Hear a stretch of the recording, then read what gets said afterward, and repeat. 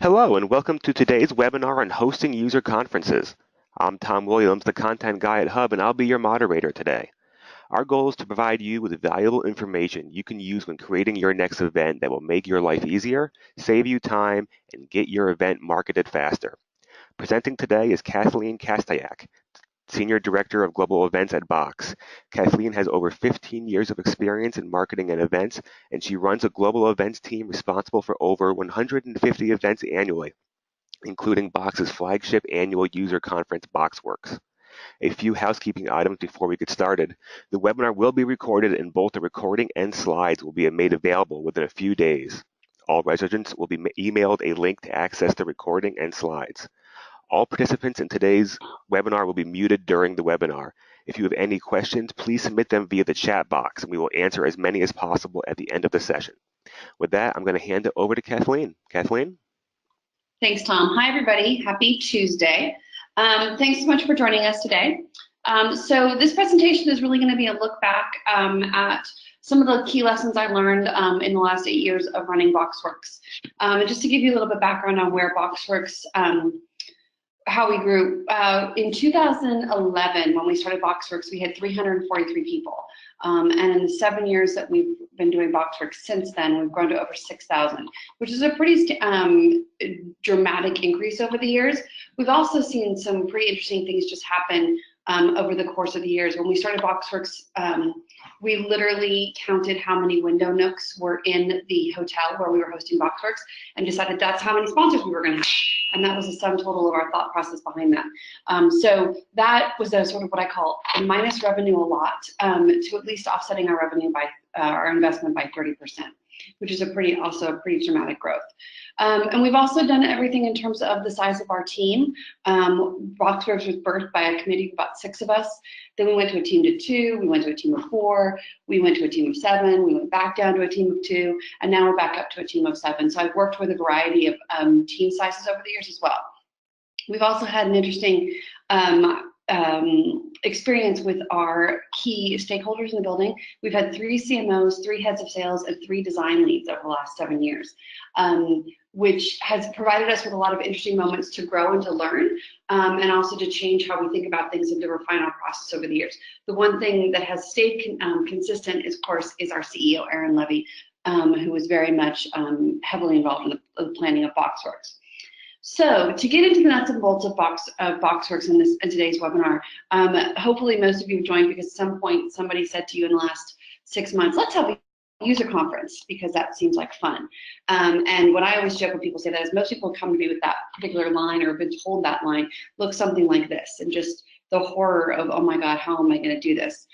And there's a variety of reasons why. Sometimes it's because someone read Beyond the Cloud by Mark Benioff and thought that's the way to go. Sometimes it's because our CEO really wants to. Sometimes it's because your competition is hosting one, and so it seems like a good way to differentiate yourself or at least keep up. There's a famous line that you're not a real enterprise software company until you have a conference, and that could be a reason. And then there's a variety of somebody knows a guy who knows a guy who can help us do these things. Someone's done some math and figured out that it will work, or has some experience coming from a past company where their user conference was tremendously ROI positive. And then there's always the answer of, well, how hard can it be? We'll just go and we'll get a venue, we'll order some food, and we'll do some presentations, and everything will be fine. And that's, a lot of great user conferences started this way. And there's nothing wrong with this thinking as long as you can kind of get into the nuts and bolts of how we're actually going to do this. Because the reality is, as soon as somebody says, well, how hard can it be? You really go into this just like total stress mode. But I wanted to share some lessons to help you get out of that stress mode. And I have 5 key lessons. And these are the lessons that I share with people when they come to me and they say, hey, can you just sit down with me and talk me through your process? And for me, these are the real key ones. 5 questions for 5 years, the ride or die, who's the boss, the Bone Song and Oprah, and create your own matching drapes. You will find in the course of this webinar that I love pop culture, so a lot of my references seem a little silly, but I promise they're based in real things. So 5 questions for 5 years. This is a key point for me. This is probably my biggest regret with BoxWorks. When we started BoxWorks all those years ago, when I joined Box, the team had started the process of going through planning and coming up with the name, and we had a venue and we had some things. And we sort of just went through it. We just did it. And years followed and we just did it. And we never sat down to really think about the why behind things. And I regret that because I think that it would have helped us think about some of the pains we're going through as we're growing, and especially in those early years when our attendance was doubling, and what were we doing and how are we doing it. So these are my 5 questions, and the why, they're really important. The why is really, what's our aim in doing this? Are we doing this for brand awareness? Are we doing this for sales? Are we doing this for thought leadership, for customer education, for all of the above? And this for me is really interesting because if you ask my executive team, they all have a different reason why. And they all sort of parallel off of each other, but there's always a different reason. But you need to understand the why. What is the driving force behind this? I think the next most important question is the what. What is your business willing to support this year, next year, and in 5 years? These are really important questions to ask. Do you need to be revenue neutral from day one? Do you have a revenue neutral plan that's 5 years out? Can you be revenue unneutral, as I like to call it? Forever? What's the goal? And what can your business support? This is super important because you're going to make decisions in the beginning that will impact the program for years. When I think about registration prices, I think about comp tickets, I think about speakers, I think about the size and the scope of what you're building in those first years. So important to have an understanding of what you are looking to do and understand what your business can really handle. Because moving forward, if the what starts to change dramatically, you could find yourself in a pickle. And I think it's something that's really important to understand. The other question is the who. And this is really, who are your internal champions, and do you have one for every major org? When we started BoxWorks, our head of sales wasn't necessarily super into the idea. He didn't quite get the value of it, was sort of hemming and hawing around his team's involvement, and really branded the program a marketing event, which is anyone who's ever done a user conference will tell you, a user conference isn't a marketing event. It's a huge selling opportunity, a huge education opportunity. But we didn't have those internal champions back then outside of our head of marketing and our CEO. And about 6 months into my time at Box, we got a sales executive came on board who was really a champion and really helped frame the thinking for my sales teams and the larger executive organization about what BoxWorks could do for our business. And it's very, very important that you have those internal champions, and especially if you have those internal champions in every single one of your orgs. One of my biggest supporters around BoxWorks is our head of engineering. And not just because it helps highlight his team's work and what their incredible contribution to the product is, but because he sees the value for the organization as a whole. And so having those internal champions in every org is very important, because then you can go and lean on those people and say, I need your help. How do I get through this? How do I get through to your group? And they can speak positively to their groups within your companies. But really understanding who those internal champions are and building those relationships early will help you. Once my sales champion came on board, it changed the way our sales team engaged with us. It changed the way our customer success team engaged with the program. There's also the where, and this is important. Where does your business expect your conference to be in 5 years? And where do they expect it to be in 2? At BoxWorks, we had this really interesting thing happen where we started small. We were so excited that 343 people had come, and we thought the next year we'd be 600, maybe 700 on the high end. And 1,200 to 1,500 people came the next year. And the year after that, we were at 2,400. And the year after that, we were at 3,200. And we went through this dramatic growth spurt that we had never defined. And I think that it's important for you as you're thinking about this is where does your business need this to be? I think our business probably would have held back our growth a little bit looking back, but still get to these numbers moving forward. And now we talk about it very openly. Where do we want to be in 3 years? When is is this year we're going to get this number? Is this year we need to hit that number? Because we need to be able to stack them and to be able to plan accordingly and to make sure that we're providing the right experience for our attendees moving into those years. The other thing to think about is, how is your team structured? And this is probably the biggest pitfall that we all have. When we're thinking about programs and events teams and moving forward, The right now and the immediate is so visceral that sometimes we don't think about how we need to be structured moving forward. And this to me has been a huge learning lesson, that the how of my team is structured and the people on that how have become vitally important to me moving forward. We have an amazing team in place right now who all have their various skill sets and their various strengths, and those we've carefully crafted those to be, okay, this is where this is what I need you to do, and this is the structure we need to have in place. And to start planting those seeds, because the last thing you want to do is to come 5 years from now and still be a team of 2 and struggling to make it work. You really need to plant those seeds of, okay, so this year in order to hit these numbers, we need to be structured this way. And that's part of where that where and how overlap. The where does my company need the conference to be in 5 years, and what do I need my team to look like, and how are we going to pull this off? These are amazingly complex puzzle pieces to put together, and so you want to make sure that you have the right people in there to help you figure it out.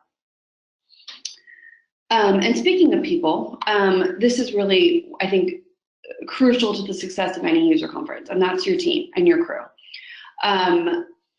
What I have found in my team is that it's really about the people and not necessarily the skills that they come in with at the end of the day.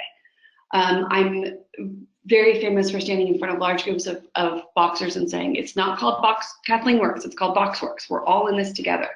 And really making sure that people understand that this is about all of us together. When I think about my team, we hire the right person. BoxWorks takes a big toll on a lot of us personally. My kids refer to me. We had a billboard in the Bay Area. My kids see the BoxWorks billboard and they say, "Oh, there's Mommy's billboard." And so everyone's very personally invested in the program, and it's hard physical work on top of the fact that it's, you have to be so mentally sharp all the time for an extended period of time. And so having the right team in place and making sure that the team can all get along is super important. And then figuring out later on what that specific skill set is that they have, that they possess, that fits into your puzzle.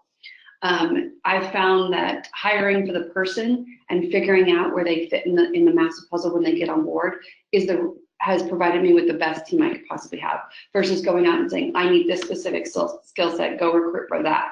I'm recruiting for someone that will join our team and bring balance and bring laughter and bring a sense of levity to us as we go through this. And to get into that, there's just some of the tricks that we've come up with over the course of the years that make things a little bit more fun and embed that team spirit into the whole thing. I don't think many people I work with outside of the immediate team know this, but we have what we call the wall of shame. And we started it a couple years ago when someone came up to our team and asked us if they could give their friend who worked for a competitor a comp code to BoxWorks. And it just became this running joke of, you've got to be kidding me.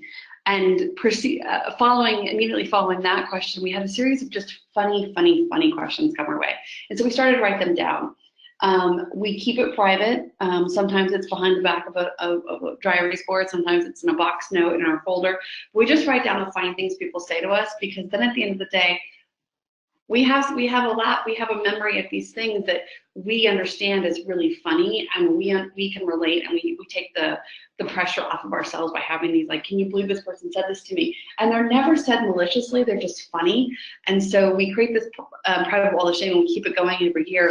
And something will happen. We never go into it with a wall of shame created. Just something will happen, and someone says it's time, and then we just start it. And it ends up being a great team building experience and a great opportunity for us to all laugh. The other thing we do is we make a list of 80-20 projects. These are the projects that we extend out to the larger box community. We have a lot of boxers who, God love them, love to help out and want to get involved and want to do things. And they can't do everything because some of it does need to be done by the core team, but they can do a lot of things for us. They can help us organize our staffing. They can help us organize after-party RSVPs. They can do a lot of social outreach for us. And so we make this list of 80-20 projects, and we plan on doing them ourselves, but then when the opportunity for help arises, we take that help and we onboard those people onto our team. We've had recruiters join our team. We've had PMMs join our team. We've had customer success managers help us over the years. And we incorporate those people into our team as though they were part of the core team, and then make sure that they have enough work to do, and give them fun things to do so that they get the exposure and they become ambassadors for us, because when they go back to their teams and they're talking about what's happening on BoxWorks and they're on the recruiting team, they can share the enthusiasm and they can get that recruiting team involved in a different way. And it's been tremendously helpful for us over the years. And of course, when that 20% of that person's time goes away, we take that work graciously back and wish them well. It's been an interesting experience to have people come and go from the team. We get exposed to more of their work, they get exposed to our work, and it does offload some of our process moving forward. The other thing I want to call out is your external teams. And this is very important to me and something that I struggled with in the early days of BoxWorks, and hopefully I think I've found my footing in this a little bit more. But it goes without saying that your partners work for you. And I know this seems like a rather obvious statement, but I've found over the years that our partners sometimes are also, they have businesses to run as well. And so what I like to do is make sure that my partners are really working for me. There's a series of moments in the first few years that I'll probably never forget, because they taught me so much. I had a vendor who was trying to be infinitely helpful, and their approach was to create a slide. We were doing a run through, and their approach was to create a slide that was white type on a black slide, and all the type was about 11 point. And the slide had 4 columns, and it was all the things I wasn't thinking about. And it was incredibly hard to experience. It was incredibly humbling. They pointed out a few big things for me that I then, had to rectify. But my biggest takeaway was they weren't doing it to help me. And it felt very ambushy. It felt very much like you don't know what you're doing. And it really changed my relationship with that vendor moving forward.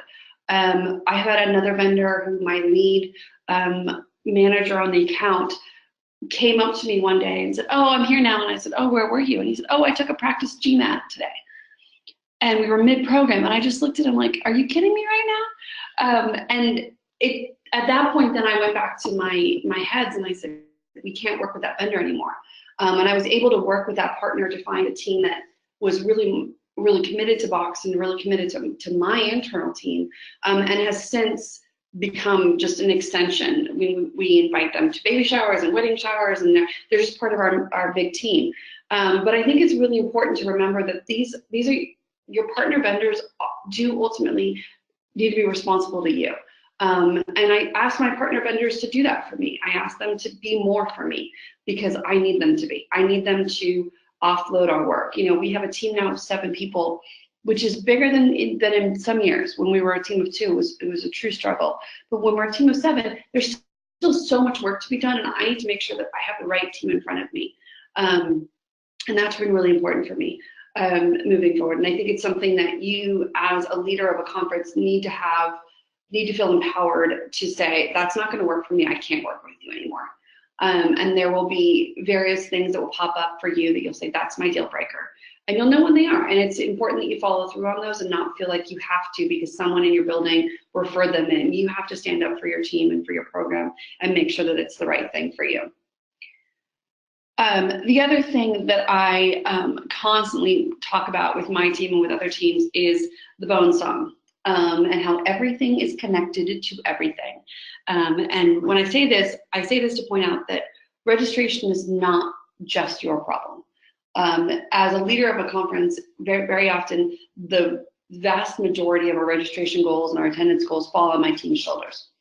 But it's not just for us to solve. And so what we've done in the last couple of years is we've turned ourselves into Oprah. And everyone gets a goal. That's just across the board. We divide it up amongst the orgs so that everyone has a number. The division does not have to, if you were to take a calculator and add this up, it's more than 100% on the right side, but it doesn't have to be an even 100 because not everybody's going to get to that top goal. We really do target these and track these, and we report these out to our executive team every week within the last 4 months of the process. so that we can make sure that everyone understands where registration is falling, where are we not getting the traction that we need, and we can address those things. Because this is super important, because it's wonderful to build, you could build the best user conference in the world, but if no one comes, what's the point of it all? So we really try to make sure that everyone has a goal and everyone understands their goals. They can break those down how they want to within their orgs. Within my sales org, we have enterprise goals, we have commercial goals, we have different goals for different groups. We have the same thing within customer success, same thing within marketing. But we need to make sure that everyone's being held accountable to those goals. And so we'll report out, and I'll report out real numbers, so that, you know, I'm going to e-staff and I'm showing my head of customer success that, you know, this is what your team's numbers are. And they don't want to have a low number because that's going to embarrass them with their peers.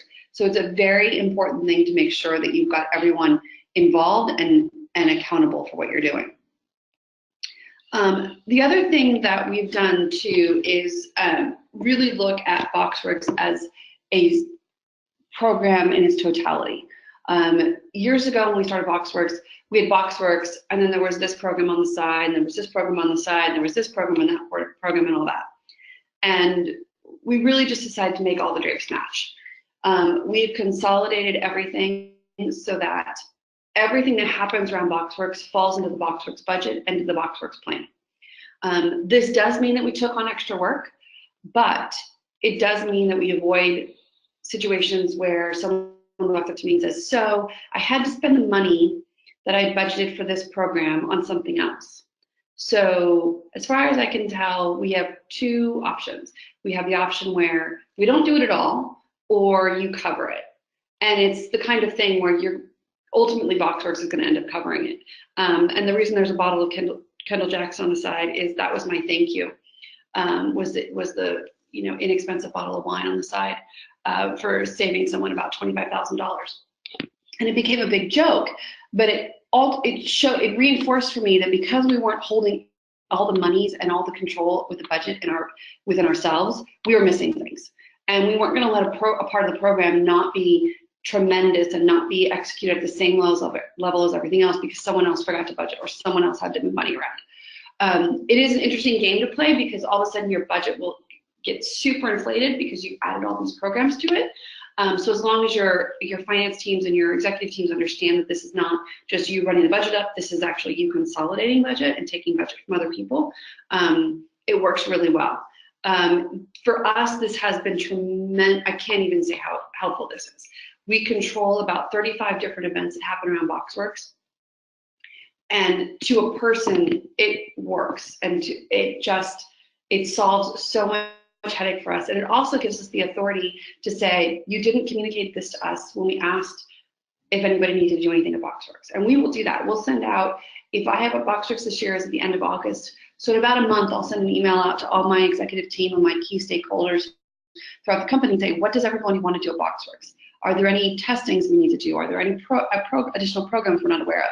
These are the things that we know we need to do. Got anything else? And give them about 6 weeks to think about it. And once that 6 weeks is over, we're good. We know our list. Everybody's budgeted for it. We're good to go.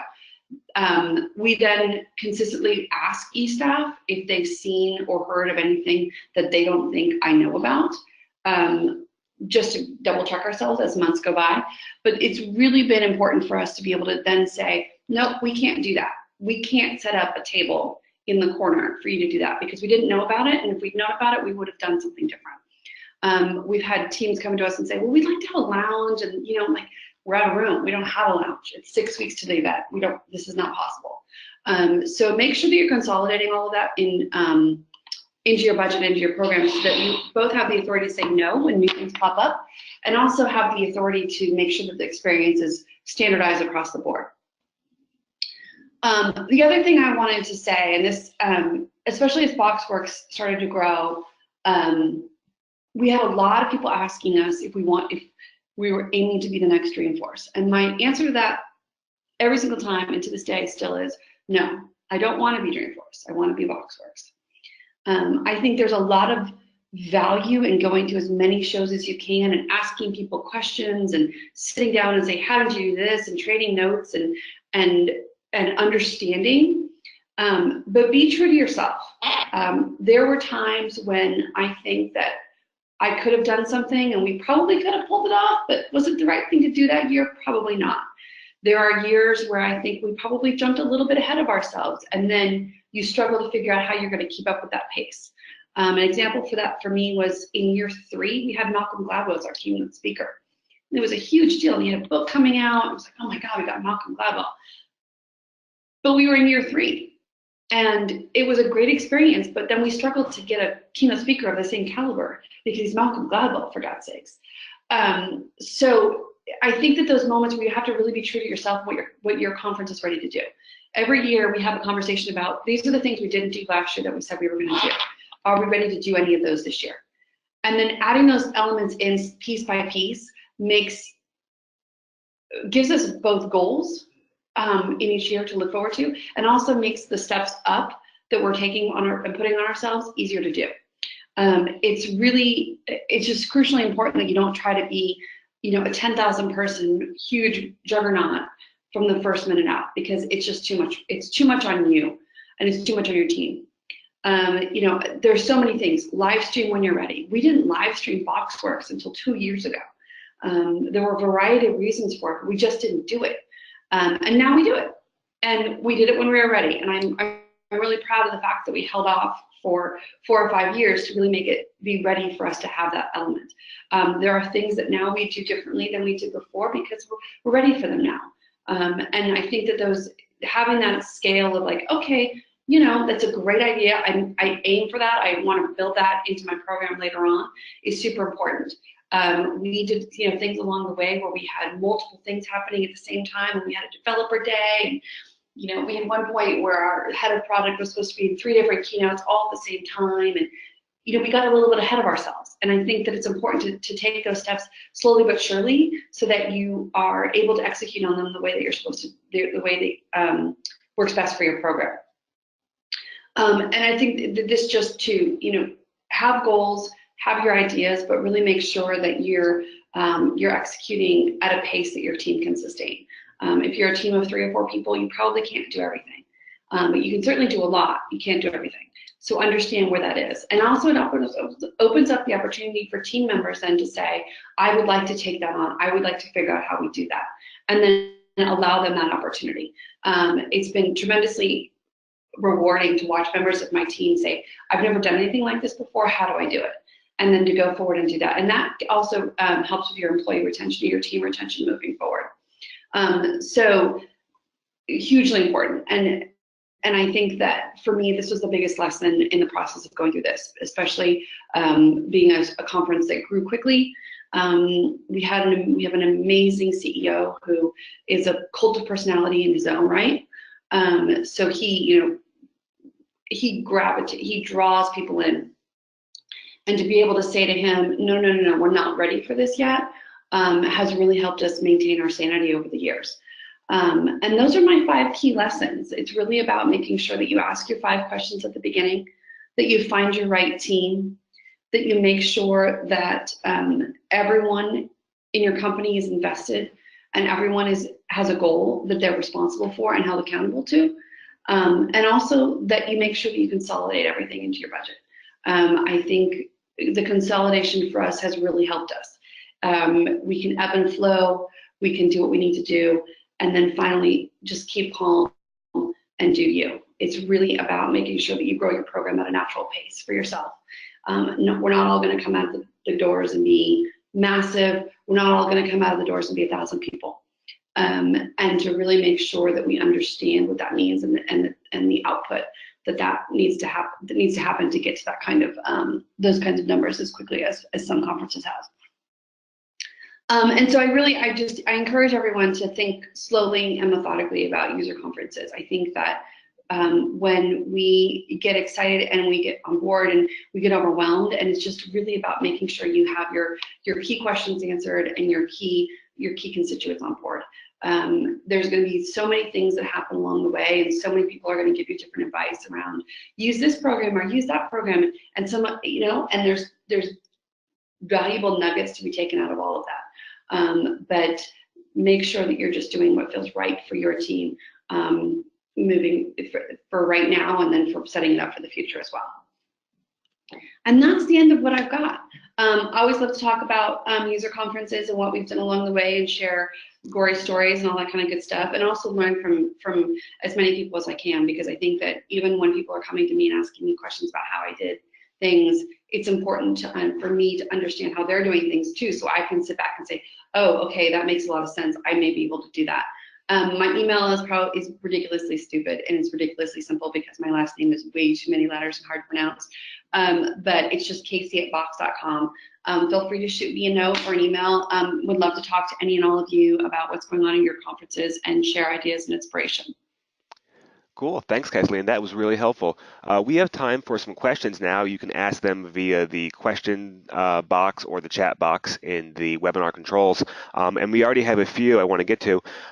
First of all, Kathleen, you talked a lot about how you had many different configurations for your team, both out of kind of need and necessity. Did you find there were essential roles you needed to have for your event? Or was it more about just getting the right people and empowering them to work on various parts that fit their skill sets well? Yeah, it's a great question. It's a little bit of both, to be honest. In the beginning, I would say we just needed the right people. We needed the right people, solid event, super solid event team that could execute and not get overwhelmed. Now that we've grown up a little bit, we've changed that.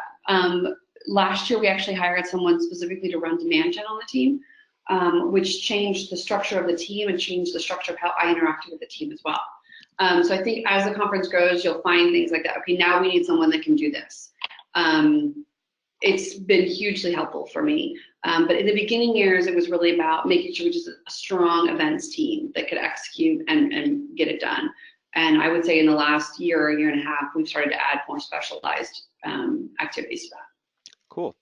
Another question coming in that says, to the point about taking ownership of all ancillary events, on the flip side, how do you avoid rogue teams from planning events outside your process? So we make it very, very, very clear that that's not acceptable. We've had that happen in the past. And what we did is we didn't offer them any support. And inevitably they suffered for it. And that sounds a little bit cruel, and I realize it sounds unkind, but it was really just, it's the best way to do something. If someone's gonna go rogue, they're gonna go rogue and you're not gonna find out. But if they don't get any support from the larger team, or people walk by and say, why is this happening this way? They won't do it again. So we just, again, hammer in that you need to make sure that you're communicating everything to the team. Now that we're in a facility that's owned by a convention center, it's very hard for someone to go and set up a pop-up table in the corner, whereas before when you're in a hotel, it's a little bit easier to just do that. So there's some limitations on that, which helps us a lot.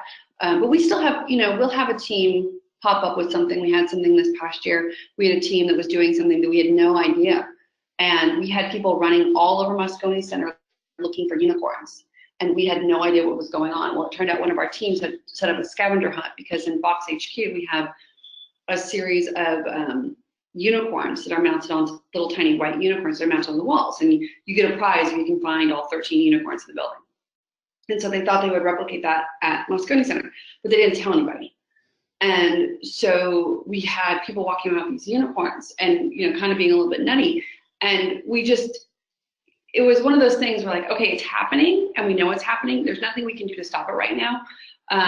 But at the end, we made it very clear to the team, when you're going to do things like that, we need to know, because people are getting asked questions, and they understand that they won't be doing that again next year. So we just try to make sure that